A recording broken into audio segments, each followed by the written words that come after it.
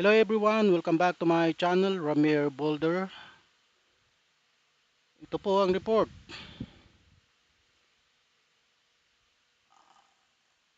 Ayon po kay PCO,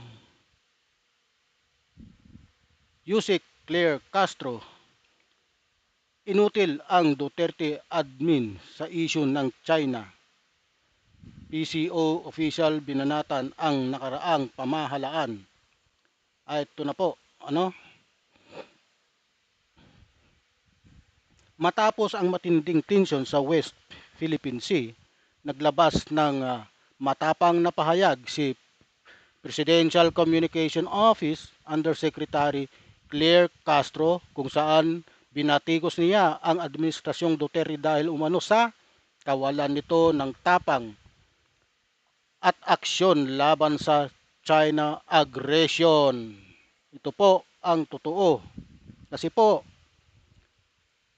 nung panahon po ni Duterte ay hindi po ni pinaglaban ang ating teritoryo sa West Philippine Sea dahil sa kanyang pivot to China policy na naglalayong mapanatili ang relasyon at maiwasan ang tensyon sa rehiyon. Sa halip, pinili niya na mag-focus sa seguridad at kapakanan ng mga mangingisda at residente sa mga isla, lalo na sa Pag-asa Island. Hindi po. Kasi po kapakanan ng ating mangingisda ang nasa isip ni Duterte ay hindi niya po gagawin yan. Ipaglalaban niya po dahil diyan po nangingisda ang ating mga mangingisda. Wala naman po siyang ginawa. Yung pagwa-water cannon, ha? Panghaharas sa ating mga mangingisda, hindi niya po ipinaglaban yon. Bagkus nanahimik po siya. Ano po? Nanahimik po ang ating Pangulo. Ang ating dating Pangulong Rodrigo Roa Duterte. Patuloy po natin. Ayon kay Castro, malinaw ang direksyon ng kasalukuyang administrasyon sa ilalim ng Pangulong Ferdinand Bongbong Marcos Jr. Palakasin ang pwersa ng bansa at ipaglaban ang karapatan ng Pilipinas.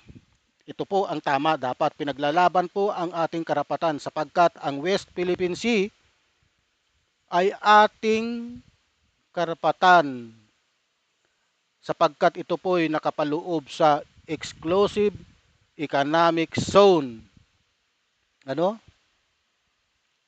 Kailangan lang din lumakas ang ating pwersa at hindi tayo magaya sa nakaraang administrasyon na inutil na ituturing pagdating sa China aggression ni Castro. Yan po ang katotohanan. Ano po?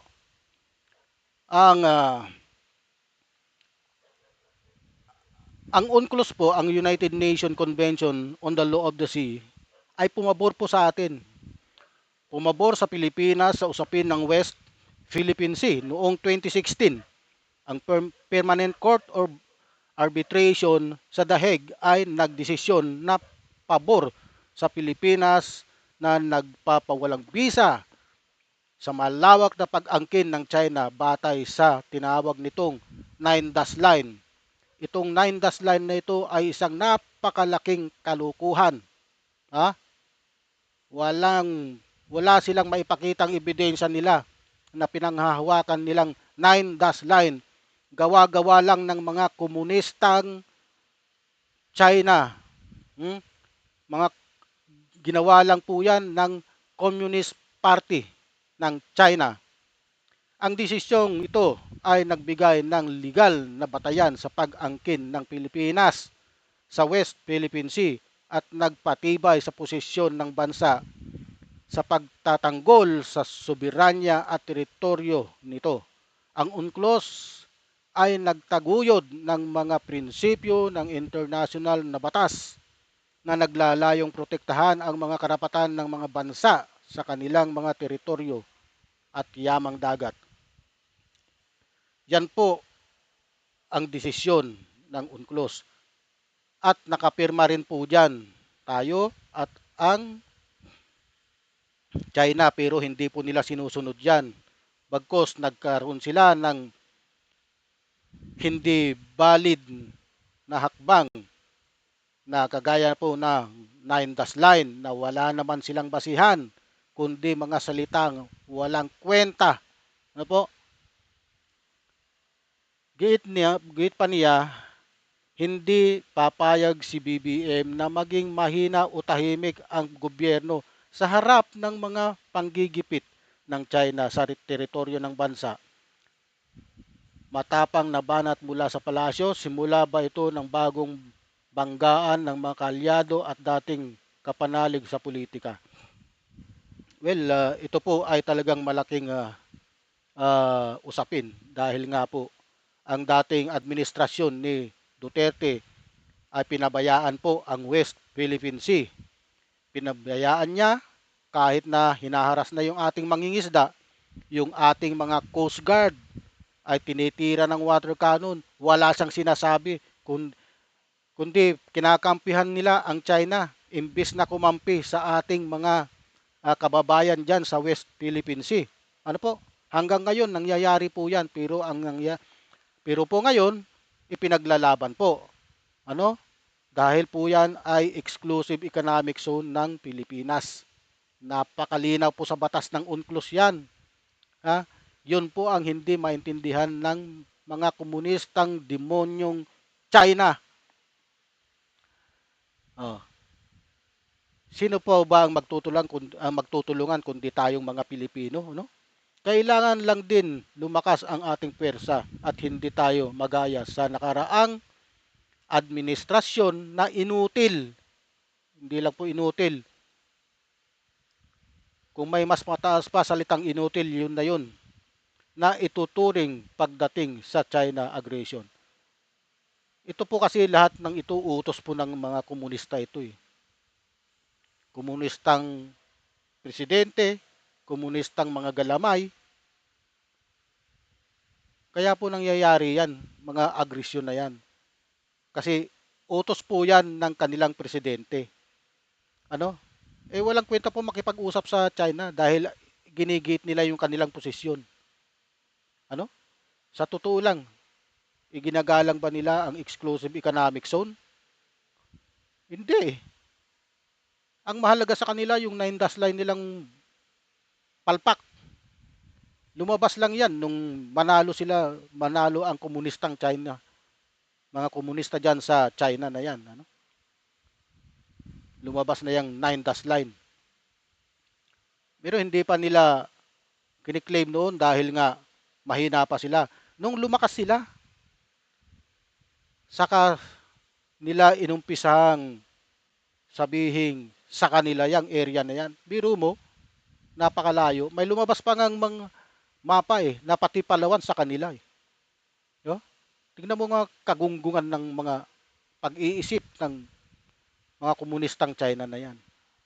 Kung ano-ano ang kanilang inilalabas na hindi naman valid, na wala naman sa batas ng UNCLOS. Bakit pa sila pumirma dyan kung hindi din lang naman nila susundin yung mga batas na pinirmahan nila? Di ba? Yan ang malaking katanungan. Di ba po?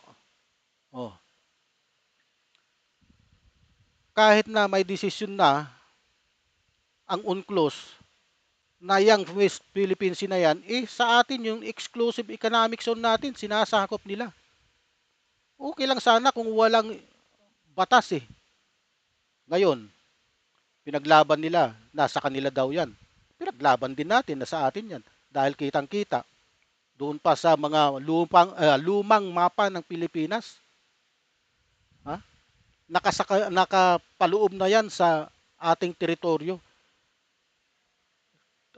Sakop pa tayo ng mga Espanyol nung araw. Di po ba? Ang pagkiling ng mga Duterte sa China, pati na yung mga kanyang pamilya, yan din ang sinasabi ni Pulong, yan din ang sinasabi ni Sara Duterte. Bakit tayo makikipag-usap dyan kung ang pananaw nila sarado? Kasi sa kanila, bago tayo makipag-usap, okay, tanggapin ninyo na ang West Philippine Sea ay sa amin. Sabi, yun ang kanilang naratibo, ano? Bago tayo mag-usap. Pwede ba yun? Pinagpipilitan nila na ang teritoryo natin ay kanilang teritoryo. Ay hindi po makatarungan yung ginagawa ng China, sa totoo lang. Kasi kung naniwala po tayo na teritoryo nila yan, yung teritoryo natin, eh, wala na tayong magagawa dyan. Kailangan po nating ipaglaban yan na ang West Philippine Sea ay parte ng Pilipinas. Kaya nga po exclusive economic zone eh. Pumabor na sa atin lang ang lahat, pati batas, pumabor na sa atin ang UNCLOS. Pero anong ginagawa ng China? Anong ginagawa ng komunistang China? Ha? Tayo po ay magbasa-basa ng ating ay ng mga komento, no? Oh. The exposure by the BBM of the Chinese aggressive and illegal activities within our sovereign territory is a very strong move to make the world knows the situation. This should make the Chinese ashamed of their illegal activities. Oo, tama po. Kasi ito, gusto ko tong comment na to. Maka-Pilipino ito.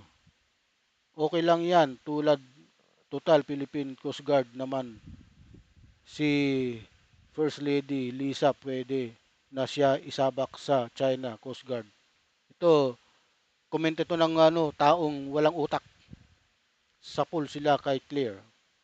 Okay, lumabas ang persa sa pagiging bangag. Ito, mga comment ito ng mga didilis, yung katiting lang ang utak. Luma, ah, lumabas ang nakawan at iyakan. Ang loyalty ni Dutae nakaukit sa Communist China, hindi sa mga Pilipinong nagpapanggap na mahal niya ang Pinoy.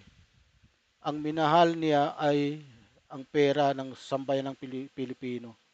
Tama. Kasi si Duterte mapagpanggap po yan. Duterte mapagpanggap. Kunyari mahal niya ang Pilipinas pero hindi po. Tanggapin na po natin yan na dapat tayong manindigan. Ano? Manindigan tayo sa sarili nating ipinaglalaban.